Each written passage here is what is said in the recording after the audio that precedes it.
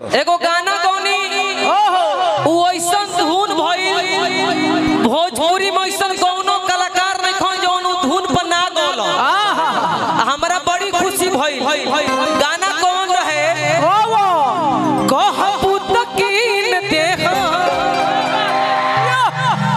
अरे कनवा के बलिया रे ललिया। अरे वो गायक कौन जौन कुछ गाए ओकरा के लोग कॉपी ना करे। वाह गावे के तो सब गावेला।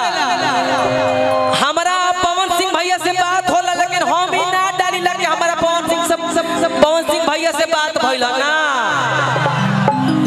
कह पुत कीन देख अरे कनवा के बलिया रे ललिया। और का कैसे भाई हम तनी प्रोग्राम करीला भाव के कलाकार हैं। डिम्पल जी हाउ कोना धरी। हाँ जी हल्का हल्का तने तो हम रेखा घाट रही चरित्र बन रहस। जी जी ये है भोजपुरिया भाव है। कह पुत कीन देख अरे कनवा के बलिया रे ललिया। छड़क के एक बार छड़क के तो मिले आ जई ह गलिया अरे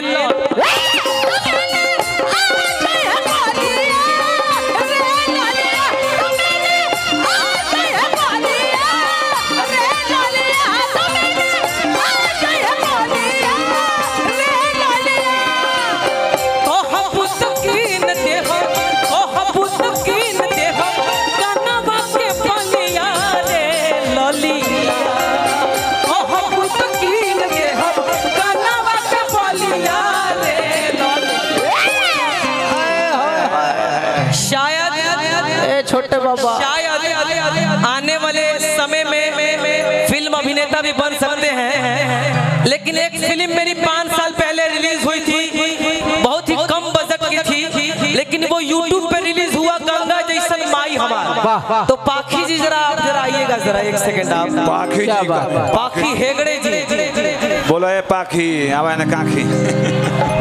तनुश्री जी जरा आप भी आ जाइएगा, आपका भी वीडियो बड़ा देखे हैं हम। वाह पाखी आई है ना झांकी। रउआ हम एक्सप्रेशन के बहुत फिदा। आपका जो चेहरा है ना एक विशाल दिल पे क्या गुजरी वो अनजान क्या जाने। दिल पे क्या गुजरी वो अनजान क्या जाने। प्यार किसे कहते हैं वो नादान क्या जाने। हवा के साथ उड़ गया घर इस परिंदे का, कैसे बना था घोंसला वो तूफान अरे घोंसला कह पुत कीन देख कह पुत कीन देख कनवा के बलिया रे बलिया। कह पुत कीन देख कनवा के बलिया रे बलिया। है भाव में धन है पाखी जी धन है। तीनों आदमी लाइन से हो जाइए। एगो के हम 3 गो धामें। ए भाई रवा सबके रिकॉर्डिंग डांस फिल्म में लोग देखले बा। वो अभी मिलत नहीं खे खाली हइये मिलता। पाखी जी देह चोरई कर दरी तनी मनी औरी पीही तोर मजा। पाखी जी देह चोरई ना पाखी जी हंसरी ते मन कर लगन पिसुख जाई। तब मिले आ जई गलिया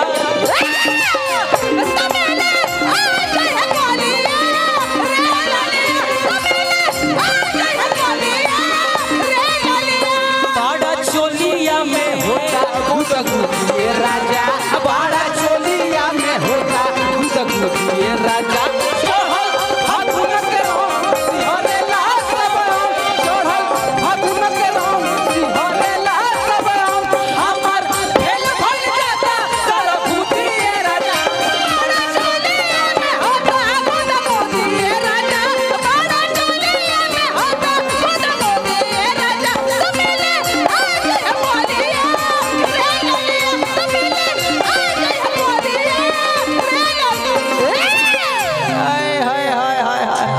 चलो होने देख लो। मेरा एक निवेदन है, आग्रह है, विनती है, निहोरा है, भोजपुरी में कहल जाला चिरौरी बा, चिरौरी एगो सैड सॉन्ग रहुआ से हम करवाई, वो मैं आपका एक्सप्रेशन देखना चाहता हूँ। हाँ हाँ, शिल्पी जी को मैं बुलाऊंगा। अरे शिल्पी जी को मैं कैसे भूल सकता हूँ? क्या बात है, मैं बुलाऊंगा लेकिन समय से। चलो होने देख लो नजारा बकसर के, अच्छा गल बनवाई दे हम तो के पाऊं,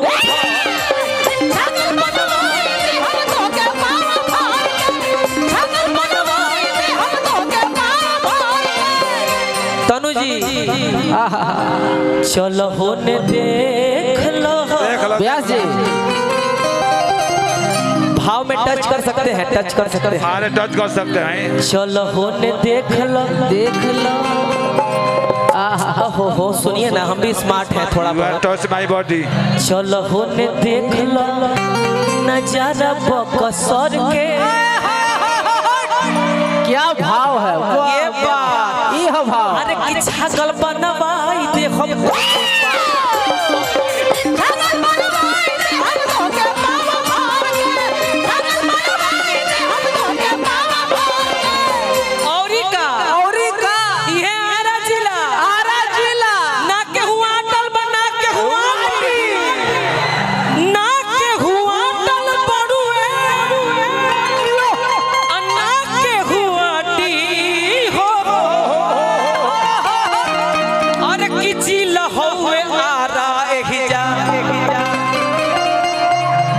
जिला के सबसे ज्यादा डिम्पल सिंह जाना तरी। वाह वाह वाह। ए जिला में सबसे ज्यादा राज भोगले वाली तो डिम्पल सिंह। ए डिम्पल देखो हमारा का रोका मत, ना तो बुझबुझी छोड़े लगा। ए विशाल भाई, हमारा का डिम्पल रोकबू तो भीतर बुझबुझी छोड़ के मर जाए। अरे कियारा के नीमन होला,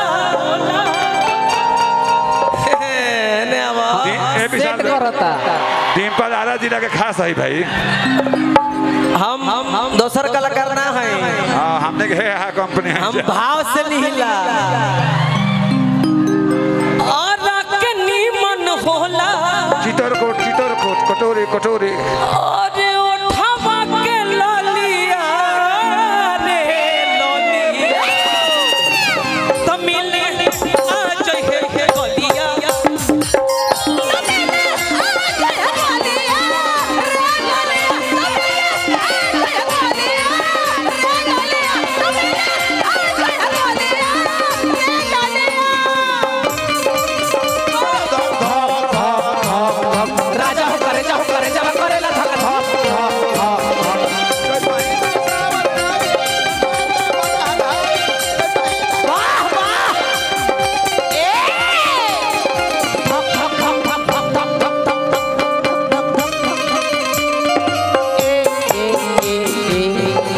ले लो झालो। ये हमारे छोटे बाबा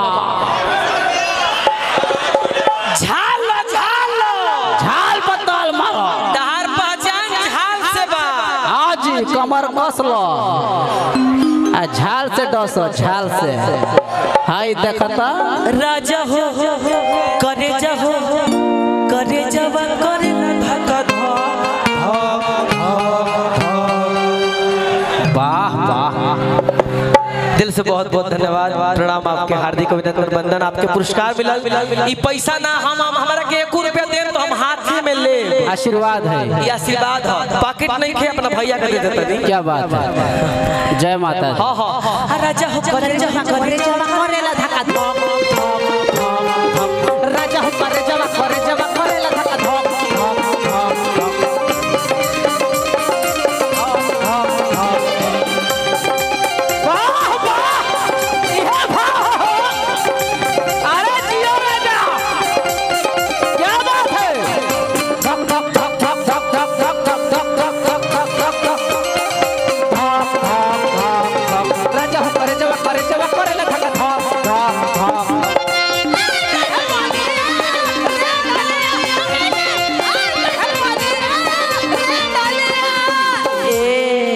छोटे बाबा है, इनसे तो कोई अनजान नहीं है, आप जानते होंगे। बहुत लयदार आदमी, हमने को सब फैमिली है, फैमिली हो, माने फैमिली फैमिली में कौन फैमिली है? राजा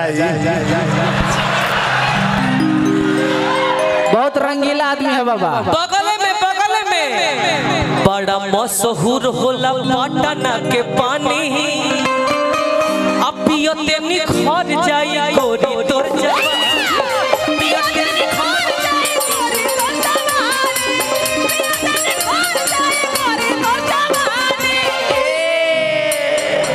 बड़ा मशहूर होला पटना के पानी, पियते निखर जाई गोरी तोर जवानी।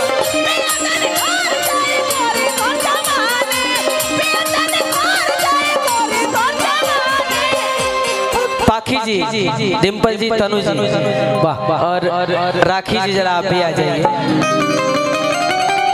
क्या बात है, आप बड़ी कोमल है। रक्षा जी, अब रक्षा हम बांधे हैं, बहन तो बना नहीं सकते इस मंच पे, लेकिन अगर आ सकती हैं तो आ जाइए, नहीं तो बहुत बहुत धन्यवाद।